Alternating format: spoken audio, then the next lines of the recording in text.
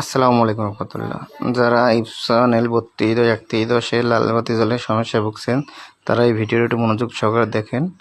এই যে 3110 দেখুন দুইটা লাল বাতি বিডিং করতে আছে। তারপর দেখেন এই যে কম্পিউটারের মেসেজ অপশন যাই দেখবেন যে মেসেজটা আছে কি সার্ভিস রিকোয়ার মানে আমি মেমোরি ফুল হয়ে গেছে প্রিন্টারের।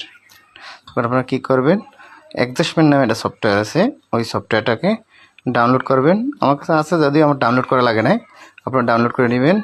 এই যে কীভাবে আমি করি এটা একটু দেখেন, তাহলে বুঝতে পারবেন। আমি বললাম না কোন জায়গায় যাইতে হবে, আমি ডাইরেক্ট সরাসরি আপনাদের দেখাই দিতে আছি কোন জায়গায় ঢুকবেন। এই যে এখানে যাই ঢুকবেন, ওই যে ওয়াশিং প্যাড, এই ওয়াশিং প্যাড ঢুকলাম। ঢোকার পরে যে দুটো ক্লিক করলাম, এখানে ক্লিক করার পরে এই যে নিচের ডাইন সাইডের নিচের অপশনটায় চাপ দিলাম। দেখেন, আপনারা একটু দেখে নেন, দেখলে কথা নেই। ওকে চাপ দিয়ে আবার আমি প্রিন্টারটা চলে এলাম, হয়ে গেছে। এই যে প্রিন্টার যে লাল বিডিং, এই যে লাল বাতি জ্বলে, এই দেখেন বন্ধ হয়ে যাবে। এখন অন অফ করবেন মেশিনটাকে। এই প্রিন্টারটা অন অফ করলাম, এই রেডি হয়ে গেল প্রিন্টারটা।